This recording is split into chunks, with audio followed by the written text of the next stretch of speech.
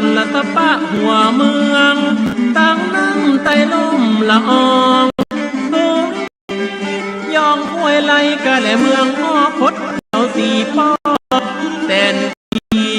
อาญาและปารามีภัยบอกกามาคมยังลงยังตุงที่ยังมองเมืองคือเมืองยังโอ้โหที่โอ้เข้าโอเคไฟกูที่กูตั้งบอกว่าตีสองนาบอกว่าเมืองโอดแถวเมืองหลวงความบางลันจ้างอยู่โอวันน้อมมาถวายปาการนิพักขมาเสือหม้อเขาหาวอนเก่งในพระบาททัดส่วนวัติสนาหนนาใต้ตันได้สังเกตสังกานาภูมิสีอโยธยามีจอมราชธิราชเจ้าสามพญาเมืองมาเมินนานถึงลมไต้โลกกันนาราชโอรสล้อเป็นกินข้าวเผ็ดนาเลี้ยงลือจาเก่งพระองค์ทรงได้เวงจัดเก่งไข่ปลาลงคือพญานาทีโลกคงคำใครก็เอากรรมนั้นมาสอนนาดละพญาห่ออวดไฟฟ้าใจยกนิ้วมือกันลาตาว่าเฮิงห่าวแต่จริงมหาจักรพรรดิราชวงศ์ยอมคือพญาแต่ตาเพียงยามลาทิศตะวันตกคือดาวโลกผู้ยิ่งใหญ่องค์ยักษ์กล่าวพักยังให้ละพญายังไม่ดีย้ำกันว่าเจ้าลูกฟ้าดีโลกเปรียบเหมือนโอรสสาวบ้านนาผู้สามารถอาจหารนำทัพสงครามให้ตึงบ้าเต้าบรมไตรโลกราชาโยธยาเรื่องเจ้าก็เลยเริ่มตั้งตนเก้าระอุบายสักสมบัติตารายุทธขังชัยเลวในหลายนามน้ำว่าปูนดีไข่ลองนำจักสมดังน้ำพญาสิงห์แห่งเมืองเสือป้าพญาเสือเมืองไต้ป้าจึงลายถูกไม้ก้อนกันออกมาล่องก้อยว่าจ้างจนยักษ์เอกมังบยอมโอดถอยหินผายังทั้งผู้โดนยังผู้ป่วยโตอยุธยาและล้านนาสู้กันมาแล้วก็ตั้งแต่แรกคนตึกก็มีละแผนกไว้สติปัญเล่นกันเล่ตึงคนเล่นกันแถวมนกะหามันก็ยากผู้ก็พญามันจะมอบได้จะรอพอมีการละชิงไว้ชิงยกทัพมาประชิดตัวเพียนกันเพียน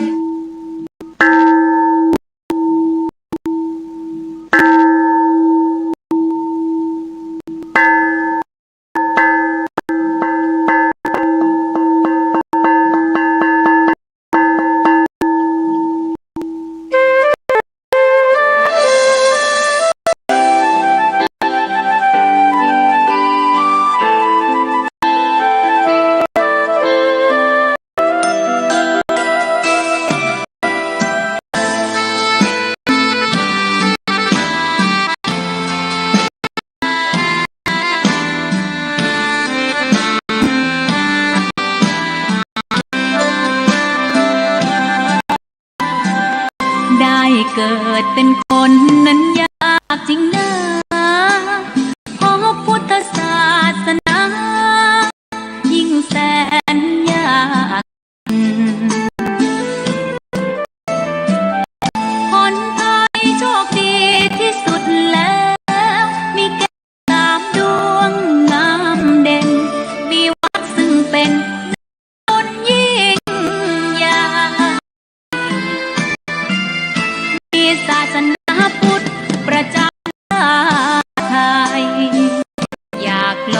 อยากสวยเราต้องรักษาศีล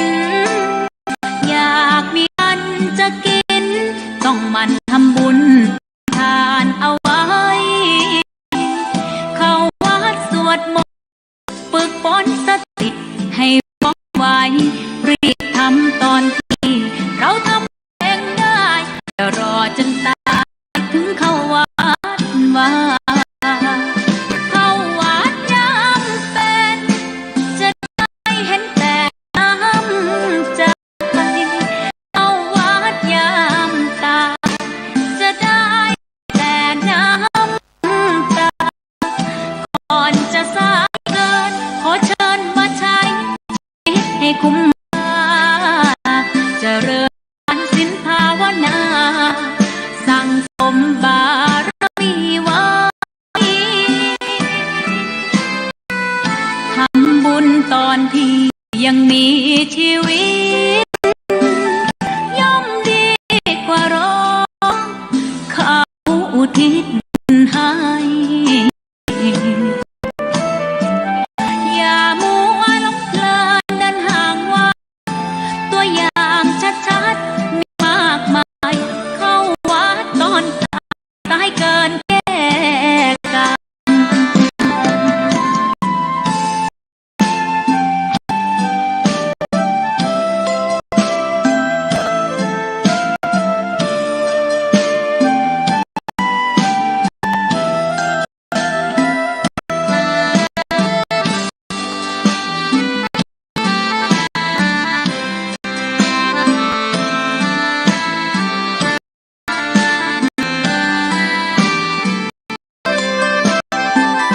เข้าวัดยามเป็น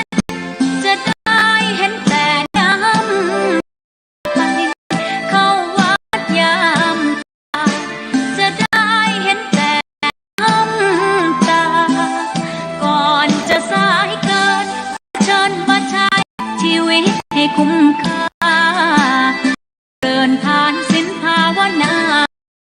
สั่งสมบารมีไว้ทำบุญตอนที่ยังมีชีวิตย่อมดีกว่ารอเขาอุทิศบุญให้อย่ามัวหลงเพลินเดินห่างวัดตัวอย่างชัดๆมีมากมายวัดตอนตายสายเกินแก้กรรมเข้าวัดยามเป็นผลบุญหนุนนำเข้าวัดยามเป็นจะได้เห็นแต่น้ำใจเข้าวัดยามตา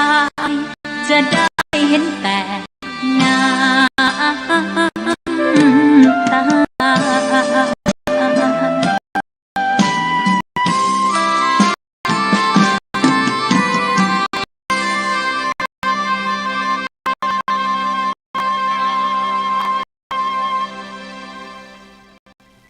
ขอถวายความเคารพพระมหาเถรานุเถระครูบาอาจารย์ทั้งหลายจุดตนจุองค์เจริญธรรมจงได้มาเกิดมีกับบรรดาท่านสาธุชนพุทธบริษัท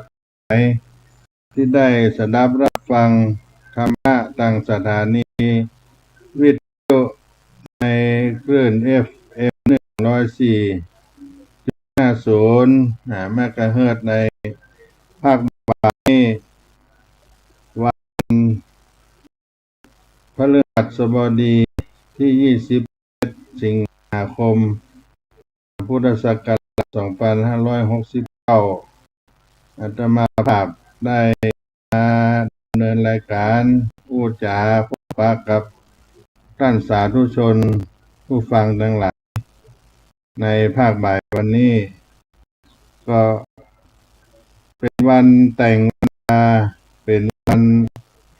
เตรียมการที่จะทำบุญในวันพรุ่งนี้เป็นวันโกนตัวญาติวันนี้วันพรุ่งนี้ จะเป็นวันเดือนเอ็ดเพ็งได้เวียนมาบรรจบครบเวลาหนึ่งในพรรษานี้ก็จะครบอีก1 เดือนเราพูดเขาท่านทั้งหลายกินได้ตามการมาตั้งแต่วันอาสาฬหบูชาเป็นต้นมาได้สร้างบุญบารมีสร้างสมภารกันในช่วงเข้าพรรษานี้เป็นการบูชาพระรัตนตรัยวันพรุ่งนี้ก็เช่นเดียวกันวันพระวันศีลหลวง11เหนือเดือน11เหนือออก15ค่ำเป็นเดือน11เหนือออก15ค่ำเดือน11เพ็งทางวัดศรีสนดาอารามหลวงก็มีการทำบุญตักบาตรในช่วงเข้าพรรษาในพรรษานี้ก็ได้ถวายการทำบุญตักบาตรเป็นพระราชกุศลพระบาทพระราชกุศลสมเด็จพระนางเจ้าสิริกิติ์พระบรมราชินีนาถพระบรมราชชนนีพันหลวงสมเด็จพระเจ้าองค์พระโดยทั้งสองพระองค์ก็ได้อุทิศส่วนเป็นพระอบุญกุศลถวายแก่พระท่านโดยเฉพาะสมเด็จพระนางเจ้าสิริกิติ์พระบรมราชินีนาถนั้นพระองค์มีคุณูปการเมตตาใหญ่หลวงต่อพระศรีสนดาได้นำถวายการถวายจัดข้าวสารเดือนละ50,000 บาทแก่พระสามเณรได้ฉันบริโภคก็ได้บำเพ็ญบาตรในช่วงเทศกาลเข้าพรรษาศรัทธาญาติโยมมาทำบุญได้ถือโอกาสถวายเป็น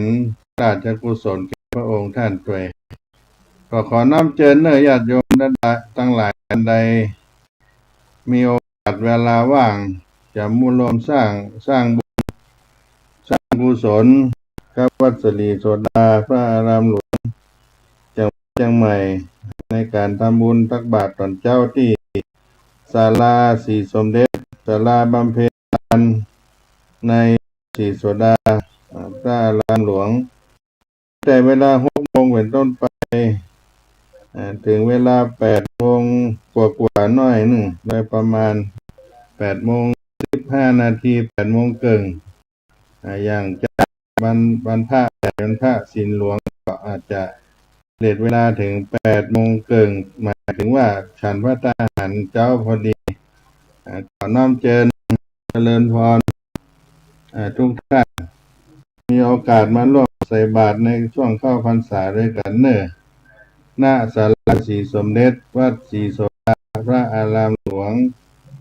อนุสาวรีย์ครูบาเจ้าสิริวิจัยถวายเป็นการถวายสร้างสมภารบารมีราชกุศลสมเด็จพระนางเจ้าสิริกิติ์บรมราชินีนาถพระบรมราชชนนีพันปีหลวงทรงเสด็จสู่สวรรคาลัยแก่พระองค์ท่านโดยคณะสงฆ์คณะศรัทธาวัดศรีโสดามีบ้านน้ำตกห้วยแก้วเป็นต้นก็ขอน้อมเชิญมาร่วมกันเนอะการเป็นการประกอบทำความดีซึ่งบุญหรือปุญญะหมายถึงความดีตรงการข้ามกับอาปุญญะหรือว่าปาปะบาปบุญประกอบทำความดีเป็นสิ่งที่ดีงามที่ทำแล้วให้เราสบายอกสบายใจทานเป็นการสละการมอบสิ่งของต่างๆนานาให้กับผู้อื่นทั้งคนและสัตว์บอกว่าจะเป็นทำบุญต่างๆนานาโดยเฉพาะ ำบุญตักบาตรถวายขันข้าวภัตตาหารสังฆทานปัจจัยการสร้างโรงทานบริจาคอาหารต่างๆเหล่านี้ศีลไมยการประพฤติตนให้ศีลเพราะว่าจะเป็นศีล5ศีล8ศีลของพระสงฆ์227ข้อเป็นวินัยที่ได้ประพฤติปฏิบัติทั้งฆราวาสทั้งฝ่ายบรรพชิตภาวนาการอบรมคัดเกลาจิตใจของตัวเองให้ใสสะอาดทำให้เขาได้มีความบริสุทธิ์ในจิตใจในการภาวนามีการเจริญสมาธิเป็นต้นและทั้ง3ประการนี้เป็นหลักของการทำบุญพุทธศาสนาจากการให้ทานรักศีลภาวนาก็เป็นบันได3ขั้นของการทำบุญให้แก่พุทธศาสนิกชนเฮาท่านหลายได้ทำและบุญ3ประการนี้ก็เป็นบุญกิริยาวัตถุทั้ง3ประการถ้าเราเพิ่มขึ้นมาอีก7ประการบุญกิริยาวัตถุมันเป็นการทำบุญเพิ่มเติมเรียกว่าบุญกิริยาวัตถุ10ประการทานศีลภาวนาปัจจยานะไวยาวัจจะและปฏิทานะปัตตานุโมทนาธรรมสนะธรรมเทศนาทิฏฐุชุกรรมเป็น10ประการทานแผ่ปันแบ่งปันเพื่อแผ่ของกินของใช้ทรัพย์สินต่างๆนั่นให้กับผู้อื่นที่เขาทำเป็นต้นใส่บาตรถวายเลี้ยงโรงทานอาหารแก่ผู้อื่นช่วยเหลือผู้อื่นเหล่านี้เป็นอยู่ในหมวดของทานและได้เป็นการแบ่งปันต่างๆนานา2ศีลศีลสาศีลประพฤติตนให้อยู่ในศีลตามข้อบัญญัติของทางพระพุทธศาสนาให้ได้รวมกายวาจาเพื่อเบียดเบียนผู้อื่นหรือสิ่งมีชีวิตอื่นอันที่3ภาวนาได้ฝึกจิตใจให้เกิดปัญญาได้หลายวิธีนั่งสมาธิยืนนอนเดินทุกอิริยาบถได้สวดมนต์ไหว้พระภาวนาน้อมจิตไหลให้เป็นจิตที่สงบจะเกิดปัญญาอันต่อไปการอ่อนน้อมถ่อมตนหรือว่าอัปปจายนะ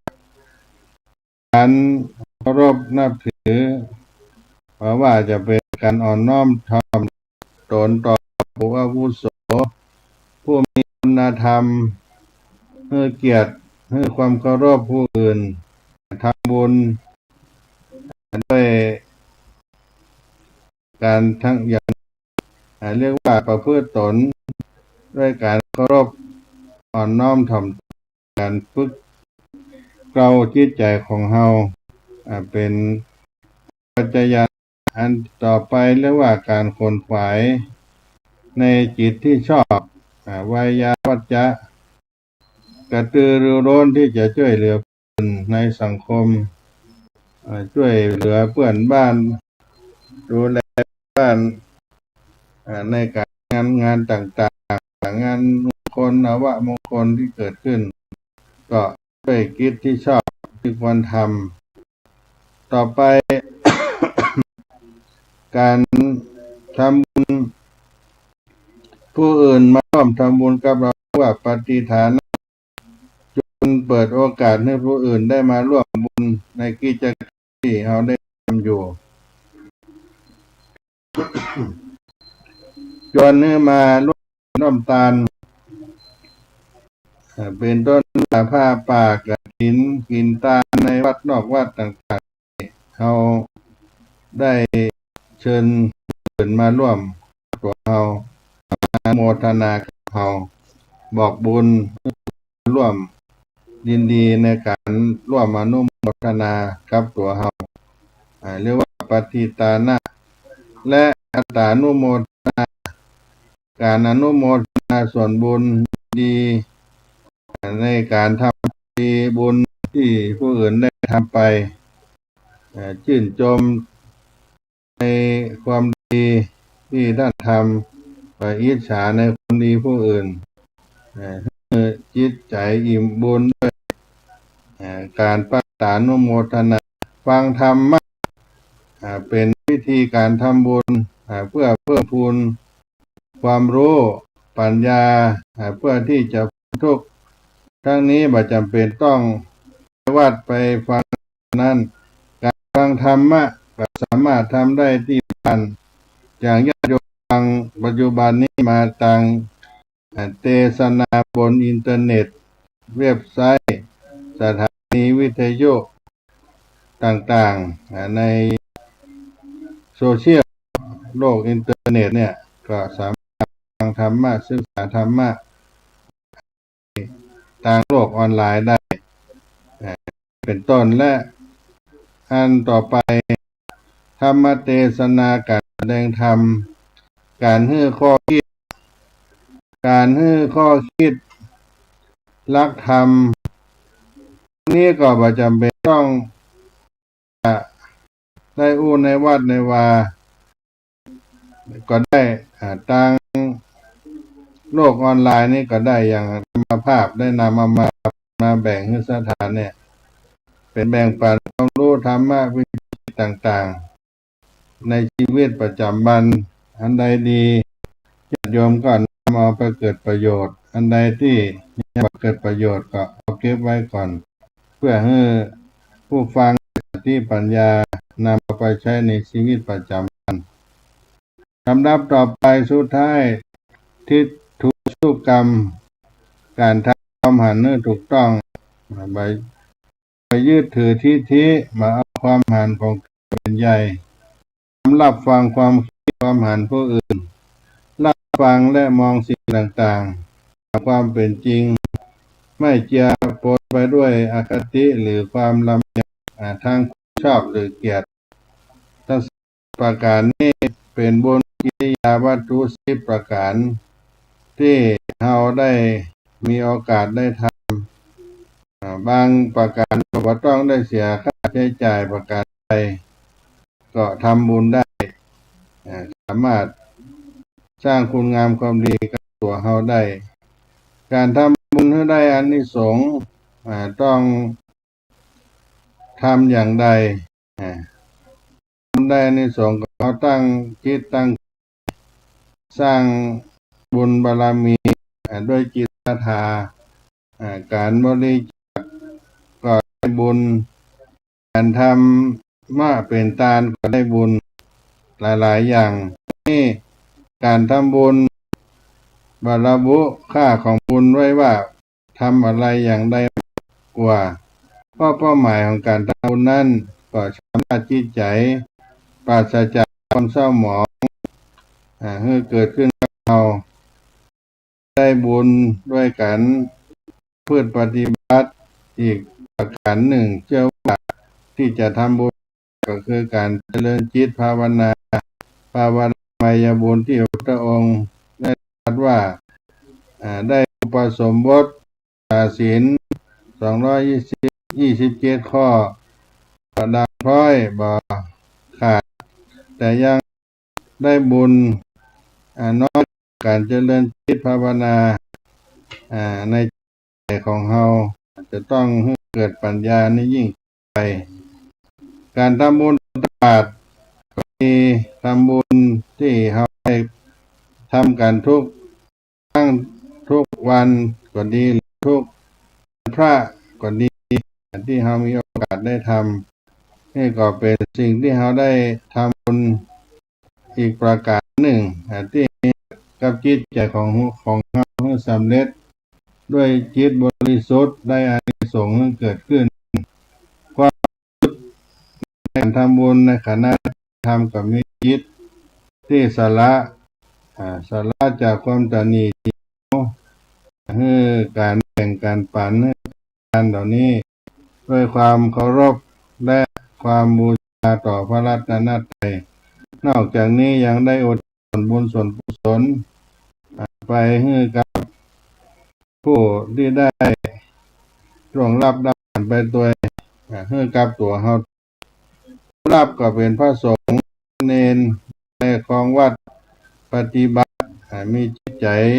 บริสุทธิ์ได้รบบุญของเฮาก็เป็นพระรานิสงส์ที่ได้เกิดขึ้นเป็นอันยิ่งอันก็เป็นบุญที่ได้ประพฤติทำกันก็นำมาอุ้มมาจากกันในรายการนี้เพื่อให้ศรัทธาพ่อแม่พี่น้องเฮาได้มีโอกาสได้สร้างบุญ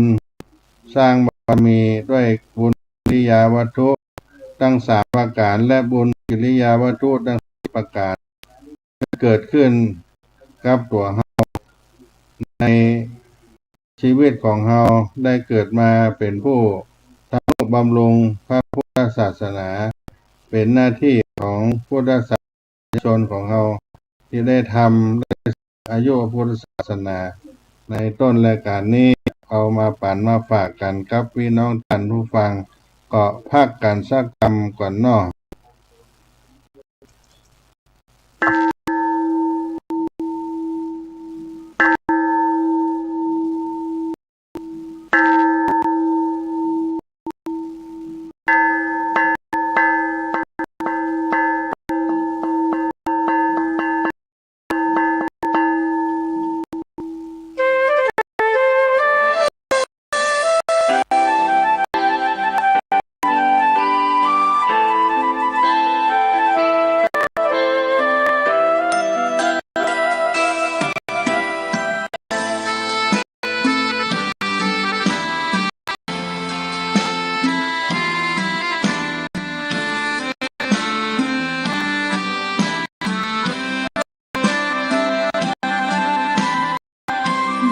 เกิดเป็นคนนั้นยากจริงนะ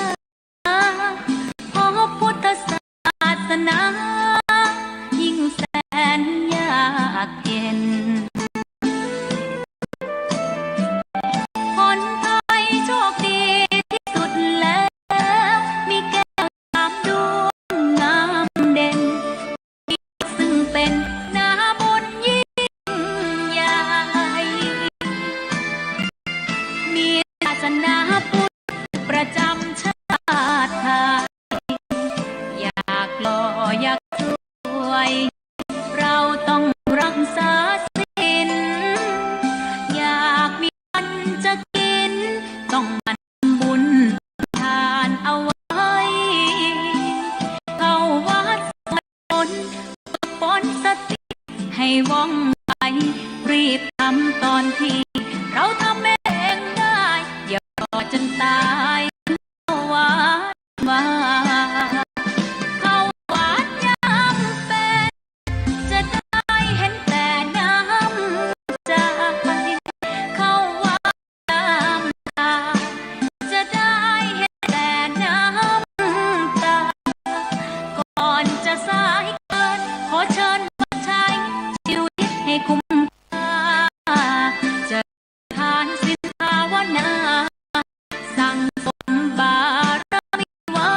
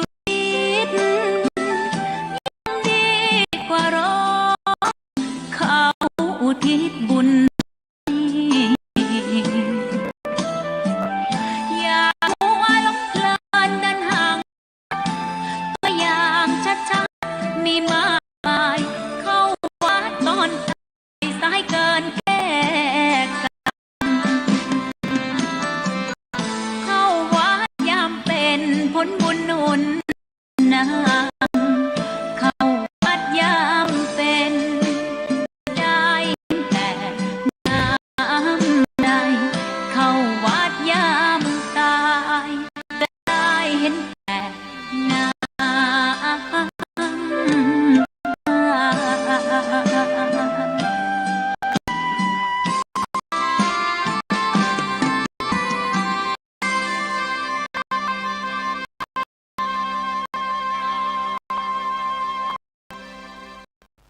เข้าวัดทำบุญ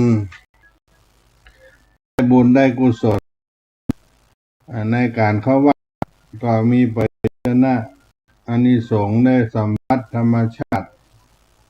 ได้ให้จิตใจเราเบิกบานเข้ามาในวัดเป็นสงบเป็นที่ประเสริฐทำให้จิตใจของเราได้ระลึกถึงคุณของพระรัตนตรัยพระไตรลักษณ์เป็นสิ่งบูชาในชีวิตของเราและก็ได้ทำบุญก็ซึ่งบุญนั้นเป็นชื่อของความสุขเดินทางแสวงบุญได้ความสุขเข้ามาให้กับของเราวัดเป็นที่อยู่ของพระสงฆ์เข้าวัดแล้วสังเกตร้อยความเรียบง่ายก็จะหันในวัดว่านิพพานภิกษุสามเณรปฏิบัติสำรวมกายวาจาในชีวิตพรหมจรรย์ประพฤติประโยชน์เมื่อเกิดขึ้นกับตัวเองได้ผู้อื่นและยังเกิดความศรัทธาแก่สาธุชนทั้งหลายได้สืบทอดอายุพระพุทธศาสนาพระพุทธศาสนามีหลักคำสอนที่ต้องศึกษาต้องปฏิบัติก็ได้นำเอาธรรมะเหล่านี้ไปใช้ในชีวิตประจำวันเข้าวัดพระสงฆ์ก็จะเอาธรรมะของเราแสดงความปีติยินดีกับเราที่เข้าวัดเข้าว่าได้ให้ปัจจัยเกิดขึ้นกับถ้าก็ว่าได้อยู่ที่อื่นที่ไกลก็อยู่ที่กายวาจาใจของเราแต่ละคนแต่เราจะน้อมธรรมะสู่ใจให้เกิดประโยชน์สุขอย่างเราอย่างไรในตัวก็เป็นของง่ายต้องฝึกต้องปฏิบัติในตัวของเราได้ศึกษาได้ปฏิบัติได้ดีที่ถูกนำมาปฏิบัติมีผลจริงเกิดขึ้นกับตัวเราก็เฉพาะเป็นผู้ประพฤติปฏิบัติคือพระภิกษุสามเณรถ้าเราจะพูดก็เป็นอุบาสกอุบาสิกาที่เข้าไปดูแลจิตใจของเราศึกษาธรรมปฏิบัติธรรมก็ไปวัดไปเพราะน้ำใจที่เราได้ศรัทธาต่อพระรัตนตรัยดังนั้นไปวัดประว่าจะทำบุญสุทานไปไหว้พระกราบพระนมัสการครูบาอาจารย์ไปจัดกินปฏิบัติธรรมก็มีความประสงค์ที่จะทำเกิดขึ้นกับตัวเราเกิดขึ้นในความเย็น ในจิตในใจของเราพระพุทธศาสนาวัดเป็นสถานที่สำคัญที่มีธรรมะเกิดขึ้นมีพระภิกษุสามเณรได้ประพฤติปฏิบัตินำเอาหลักธรรมมาให้แก่เราเพราะฉะนั้นหลักเราเข้าวัดเข้าวาเข้าปฏิบัติธรรมก็คือได้ศึกษาธรรมรู้ธรรมโดยการให้รักษาศีลภาวนานี่เป็นต้นให้เกิดกับชีวิต ใจของเฮาฉะนั้นเข้าวัดก็เข้าไปประพฤติปฏิบัติให้เฮาได้ศึกษาได้เรียนรู้ในของพระพุทธเจ้าพวกนี้ญาติโยมมีโอกาสมีเวลาก็เข้าไปร่วมบุญร่วมทาน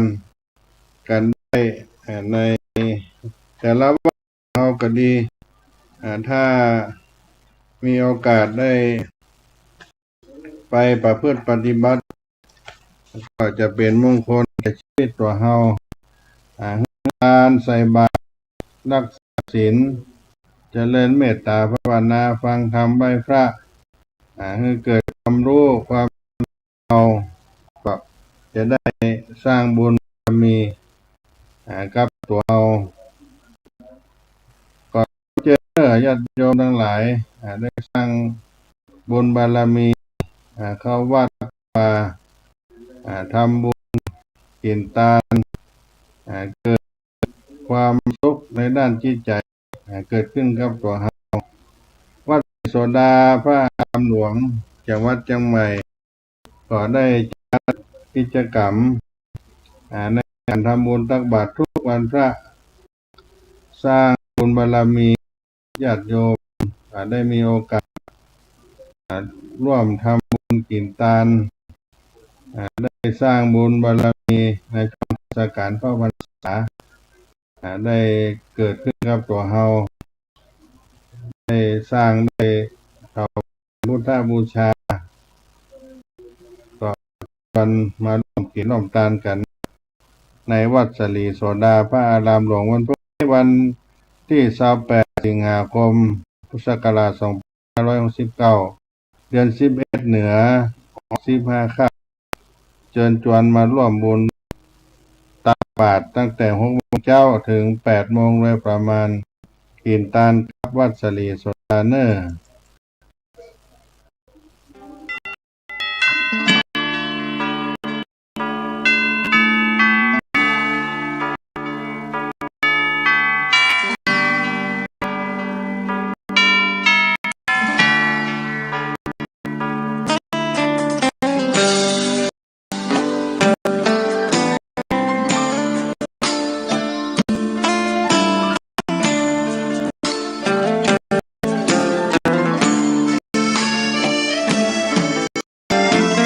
เชิญชวนทุกท่านเข้าวัดเข้าวาฟังธรรมะจากหลวงตาเสริมที่ว่าให้สุขสดใสยึดมั่นหลักธรรมคำสอนไว้ให้ขึ้นใจความดีรีบทำกันไว้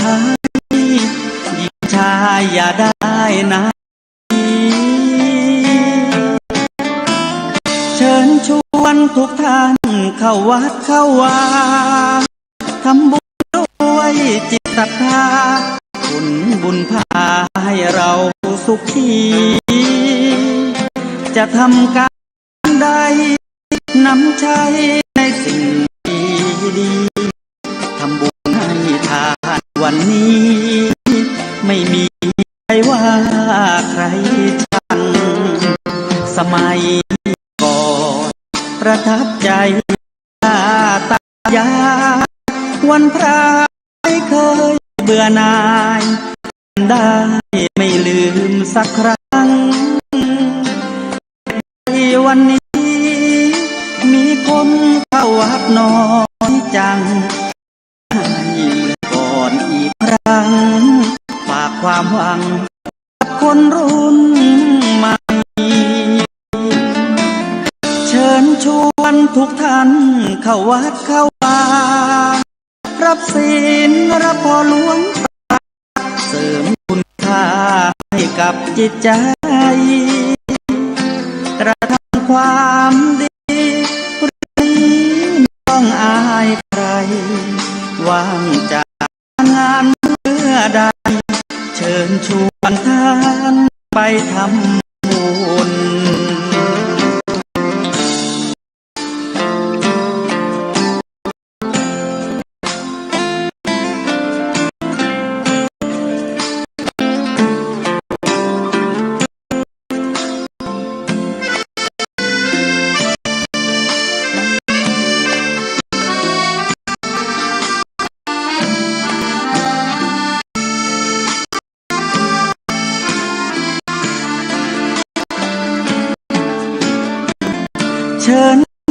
ทุกท่านเข้าวัดเข้าวา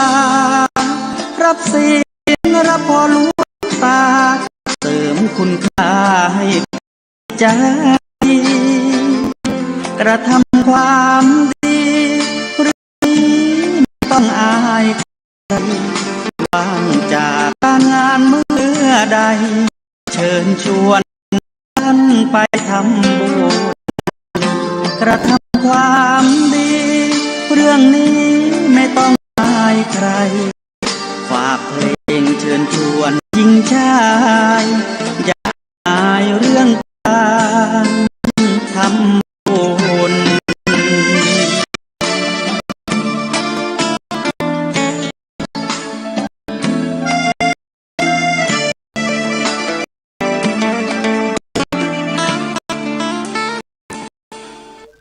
พรุ่งนี้วันพระวันพระสวรรณะวันดินหลวง เดือน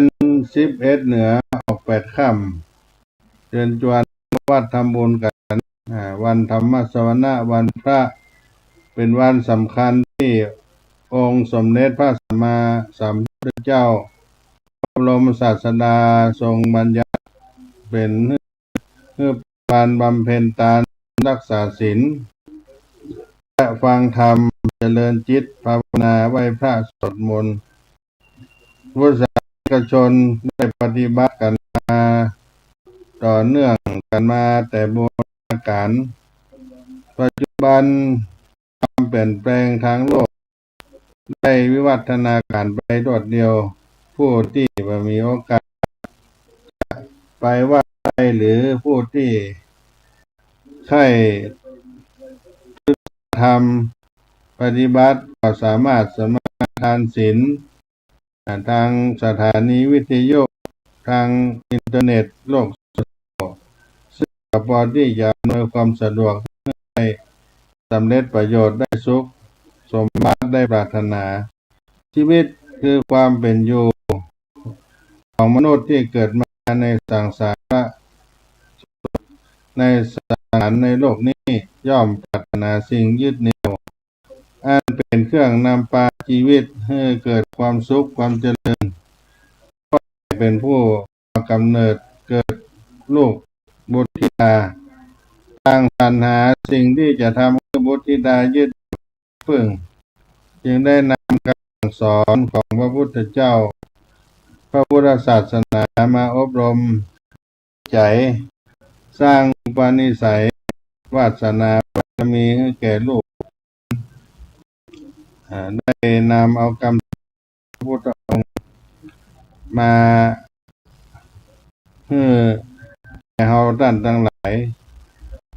ในธรรม84,000 ขันธ์ก็จะมีคำสอนเรื่องบุญกับบาปพ่อแม่ปู่ย่าตายายน้าน้าอาก็จะสอนลูกสอนหลานให้รู้จักบุญรู้จักบาปคำว่าบุญบาปก็เป็นสิ่งที่เกิดขึ้นในจิตใจของเราแต่เดิมได้ซึมซับกับเรามาแต่เดิมแต่ก่อนเกิดมาแล้วบุญก็เป็นสิ่งที่ทำคุณงามความดีให้ผลเป็นความสุขบาปก็คือชั่วให้ผลเป็นความทุกข์เราทุกคนปรารถนา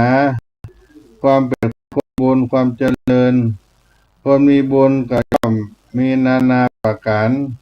มีโสภาพนะผิวพรรณงดงามเรียกว่าคนมีบุญคนร่ำคนรวยคนมีสติปัญญาเฉลียวฉลาดก็เป็นคนมีบุญตลอดถึงพ่อแม่พี่น้องมิตรแก้วสหายคนว่าเป็นคนที่มีบุญที่ได้มาปะมาพบแก่เราท่านทั้งหลายแต่ว่าต่างมีบุญนักบุญน้อยเพียงใดก็เป็นบุญนำมาเกิดขึ้นด้วยกันทั้งนั้นบุญย่อมได้รู้ได้กันว่าได้มีรูปร่างต้นเหตุเกิดของบุญเรียกว่าบุญญาสมุทัยมีอยู่3ประการคืออโลภะความโกรธอโทสะอโลภะความโลภอโทสะความโกรธอโมหะความหลงการท ำบุญจะทำอย่างใดสามต้องทำเจตนาตั้งใจลดความโลภของตนเมื่อเบาบางลงจนหมดสิ้นก็ดีเพื่อลดความโกรธได้ลดให้เบาบางจนถึงหมดสิ้นก็ดีเพื่อลดความหลงงมงายบ่รู้จริงรู้ผิดรู้ถูกหรือบ่รู้เห็นเลยก็มาอบรมบ่มเพราะสติปัญญาเกิดความรอบรู้เป็นคุณธรรมบรรเทาความหลงได้เกิดวิชาที่เป็นเหตุนี่ข้อปฏิบัตินี่ถึงความสิ้นทุกข์ในที่สุดก็ดีบุญสมุทัยต้นแห่งบุญเปรียบดังรากเหง้าอันจะทำให้เกิดบุญเกิดขึ้นบุญกิริยาวัตถุวิธีทำบุญก็แยกออกอย่างย่อมี3ประการ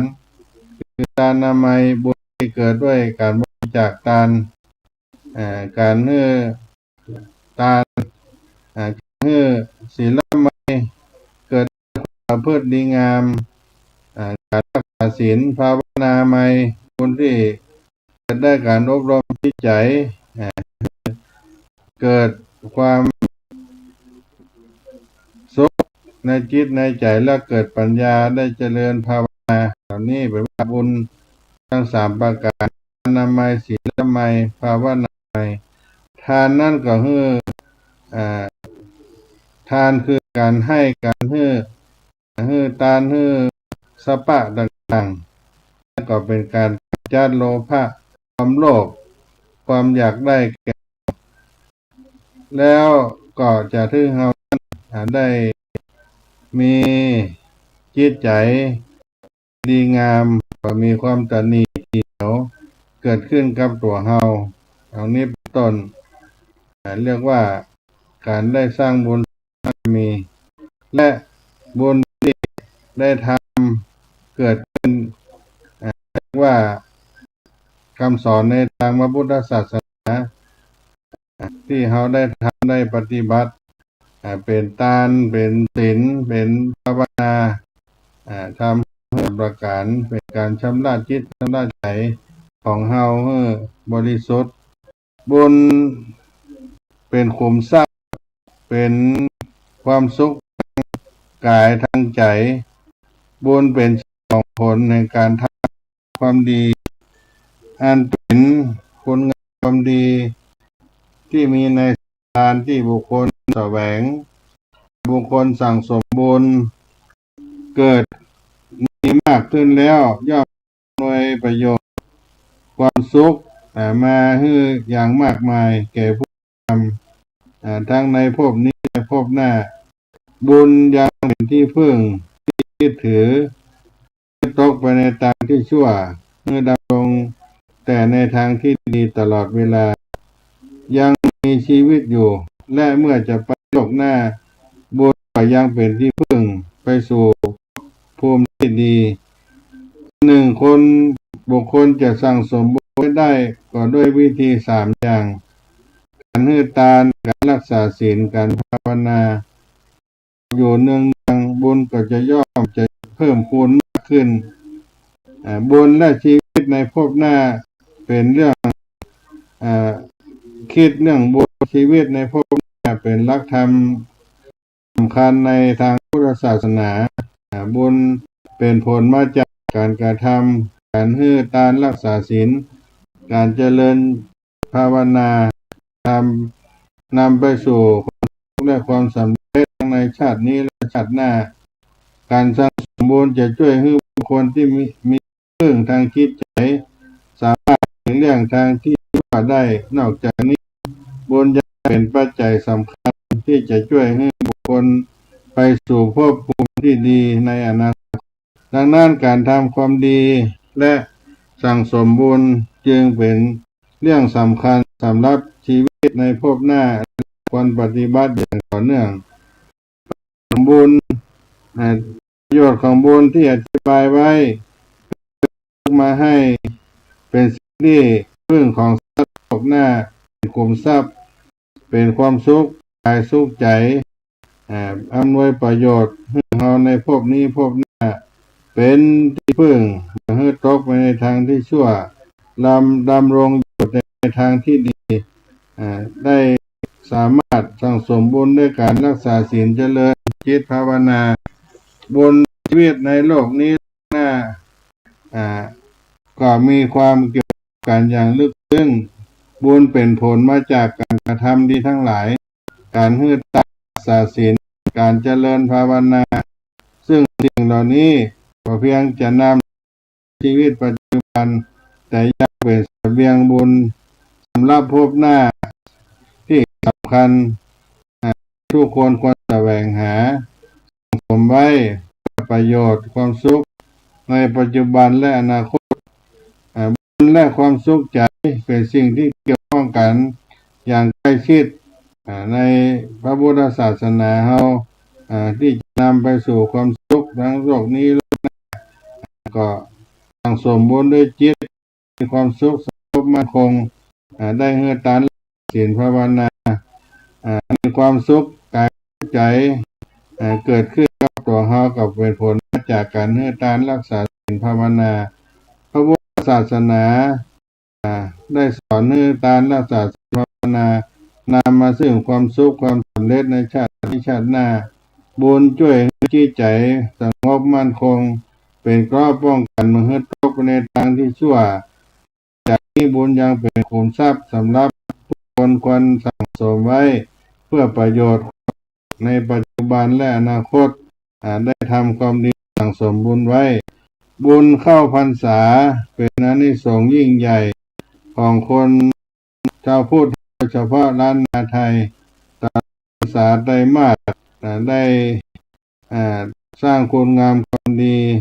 สร้างบุญบารมีในเข้าพรรษา